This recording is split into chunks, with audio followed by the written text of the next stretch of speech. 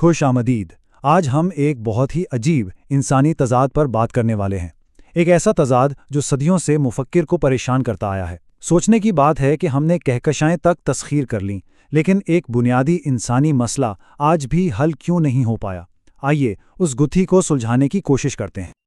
اور یہ سوال دیکھیے صرف کوئی فلسفیانہ بات نہیں، بلکہ یہ ہم سب کی روزمرہ کی حقیقت سے جڑا ہوا ہے۔ اس تجزیے میں ہم ماخذ کی روشنی میں دیکھیں گے کہ آخر ہماری تمام تر ترقی کے باوجود یہ ایک ناکامی ہمارا پیچھا کیوں نہیں چھوڑتی۔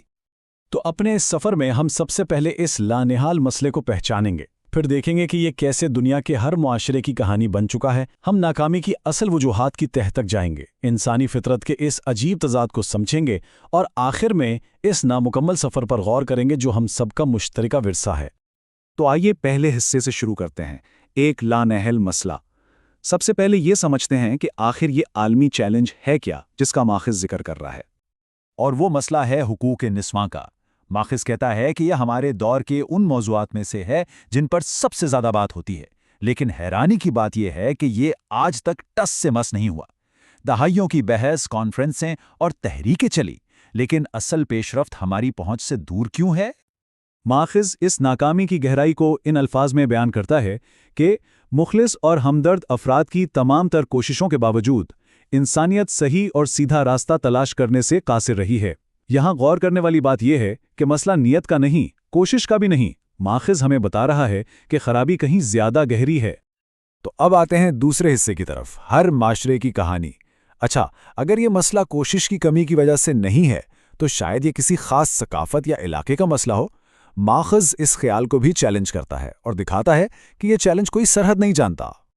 اور یہاں ایک بہت دلچسپ نقطہ سامنے آتا ہے۔ ماخذ واضح کرتا ہے کہ معاشرہ چاہے اسلامی ہو یا غیر اسلامی، یہ مسئلہ ہر جگہ اپنی جڑیں پھیلائے ہوئے ہیں۔ اس کا مطلب صاف ہے کہ اس مسئلے کو کسی ایک مذہب یا ثقافتی نظام سے جوڑنا ایک بہت بڑی غلط فہمی ہوگی۔ اور یہ بات صرف ثقافت کی نہیں، چاہے وہ ترقی یافتہ ممالک ہوں یا ترقی پذیر، مسئلہ جوں کا توں ہے۔ اربوں ڈالر کی معیشتیں اور جدید ترین ٹیکنالوجی بھی اس گتھی کو سلجھا نہیں پائیں۔ آخر کیوں؟ تو نتیجہ بالکل صاف ہے، یہ کوئی مقامی یا ثقافتی مسئلہ نہیں، بلکہ ایک عالمگیر انسانی حالت ہے۔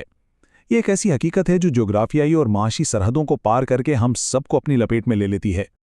اب آتے ہیں تیسرے حصے پر، ناکامی کی اصل وجہ۔ جب ہم نے مسئلے کی وسعت کو سمجھ لیا ہے تو سب سے بڑا سوال یہ ہے کہ آخر ایسا ہے کیوں؟ ماخذ ہمیں بیرونی چیزوں سے ہٹا کر مسئلے کی اصل جڑ کی طرف لے جاتا ہے۔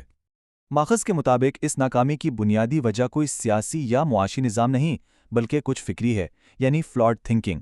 اس مسئلے کے بارے میں سوچنے کا ایک بگڑا ہوا یا غلط طریقہ۔ اصل خرابی ہمارے نظاموں میں نہیں، ہماری سوچ میں ہے۔ اور یہ کچھ فکری کئی انسانی خامیوں سے پیدا ہوتی ہے۔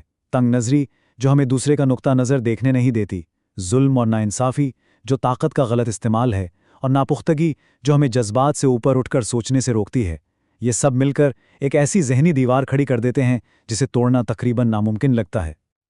اور اب ہم اس تجزیے کے بالکل مرکز کی طرف آتے ہیں، انسانی تضاد۔ ایک ایسا تضاد جو ایک ہی وقت میں ہماری عظمت اور ہماری کمزوری دونوں کو ظاہر کرتا ہے۔ ایک طرف ہم نے آسمانوں اور کہکشاؤں تک رسائی حاصل کر لیے، لیکن دوسری طرف ہم اس ایک بنیادی زمینی مسئلے کو حل کرنے میں بری طرح ناکام ہیں۔ یہ تضاد نہ صرف حیران کن ہے بلکہ گہری تشویش کی بات بھی ہے۔ ذرا سوچئے، ہم نے سمندروں کی گہرائیوں سے لے کر انسانی نفسیات کی پیچیدگیوں تک کو کھوج ڈالا ہے۔ ہم نے مشکل ترین سماجی اور معاشی مسائل حل کیے ہیں اور ناقابل یقین تکنیکی ترقی حاصل کی ہے، لیکن اس ایک محاذ پر ہم آج بھی وہیں کھڑے ہیں جہاں شاید صدیوں پہلے تھے۔ تو اب آتے ہیں آخری حصے کی طرف، ایک نامکمل سفر۔ آخر میں ماخذ ہمیں اپنی اجتماعی کہانی پر ایک نظر ڈالنے کی دعوت دیتا ہے، جو کامیابیوں اور ایک بہت گہری ناکامی کی داستان ہے۔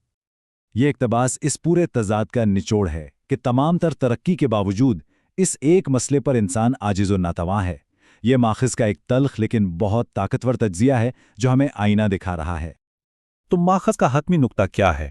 یہی کہ یہ ہمارے نظاموں کی ناکامی نہیں، بلکہ یہ ہمارے اپنے اندر موجود ایک چیلنج کا عکس ہے۔ مسئلہ قوانین یا پالیسیوں کا نہیں، بلکہ ہماری اپنی سوچ اور فطرت کی گہرائیوں کا ہے۔ اور آخر میں یہ تجزیہ ہم سب کے لیے ایک گہرا سوال چھوڑ جاتا ہے، ہماری سب سے بڑی فتح کیا ہوگی؟ ستاروں کو تسخیر کرنا یا خود اپنی ان خامیوں کو؟ یہ ایک ایسا سوال ہے جس کا جواب تاریخ نہیں बल्कि हम खुद देंगे। शुक्रिया।